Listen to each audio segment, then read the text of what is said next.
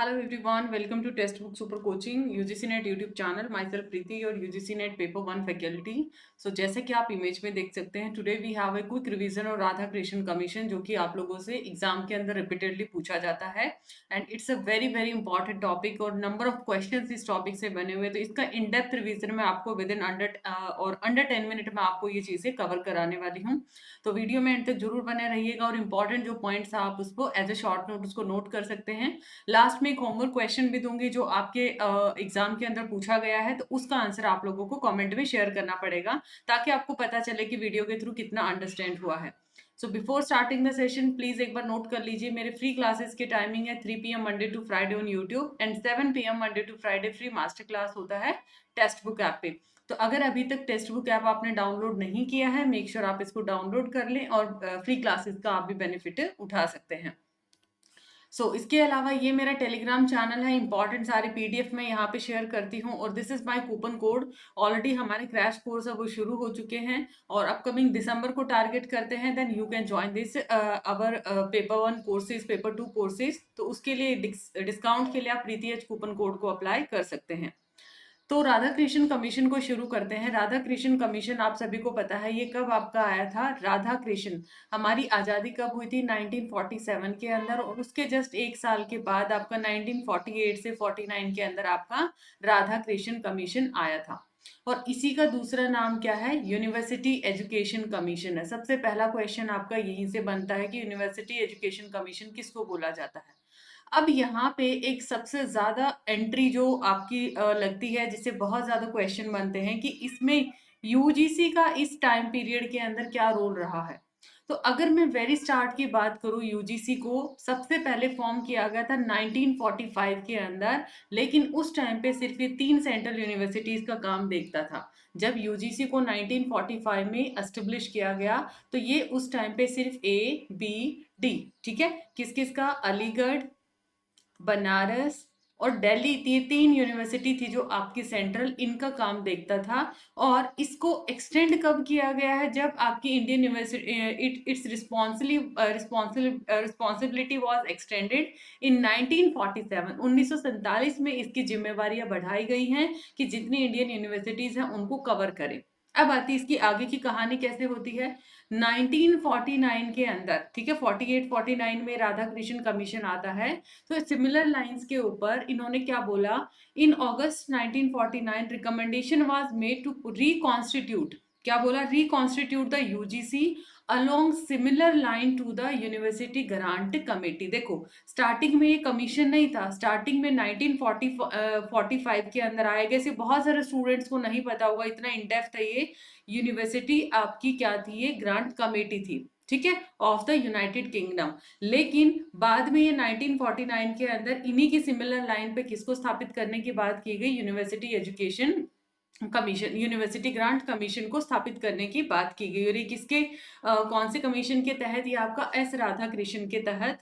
और यहाँ पर इनके क्या, इन्होंने पर्टिकुलर चीज रखा, इनका क्या लक्ष्य था, to report on Indian university education and suggest improvement and extension. ये आपसे पूछा जा सकता है कि ये पर्टिकुलर लाइन कौन से कमीशन के रिपोर्ट के अंदर कहा गया है। ओके, अब 52 के अंदर क्या होता है, government decided all grant to universities and higher learning institution should be handle by the UGC, कि इनको सबको क्या करे, यूजीसी ही हैंडल करे। तो इसी की सब्सिक्वेंट इनॉग्रेशन कब हो जाता है, 1953 के अंदर क्या किया जाता है, जब मौलाना Abdul Kalam ministry of education थे हमारे, तो उनको क्या बोला गया कि वो आपका 1953 के अंदर आपका यूजीसी आया, एग्जिस्टेंस के अंदर आया। कब, 28 दिसंबर 1953 के अंदर एग्जिस्टेंस में आया। यह है कमीशन आपका। And became a statutory organisation of the government of India by an act of parliament in 1956। लेकिन इसको 3 साल के बाद 1956 के अंदर इसको एक स्टैट्यूटरी बना दिया, बॉडी बना दिया by an act of parliament. और वो कौन सा एक्ट था आपका, यूजीसी एक्ट 1956। अगर आपसे पूछ लिया जाए कौन से एक्ट के तहत, और ये डिसाइड किया गया जो कोऑर्डिनेट करेगा, डिटरमाइन करेगा या मेंटेन करेगा जो भी स्टैंडर्ड्स हैं टीचिंग, एग्जामिनेशन, रिसर्च के यूनिवर्सिटी में, वो सारा काम किसका है, यूजीसी का है। अब राधा कृष्ण ने और क्या क्या सिफारिशें की थी, यूनिवर्सिटी एजुकेशन कमीशन तो इसका दूसरा नाम है। इन्होंने और क्या क्या रिकमेंडेशन किया था, to provide leadership in politic, administration, education, industry और कॉमर्स के अंदर, ठीक है। Aim of university education should be to produce intellectual adventure, उसको प्रोड्यूस करना है।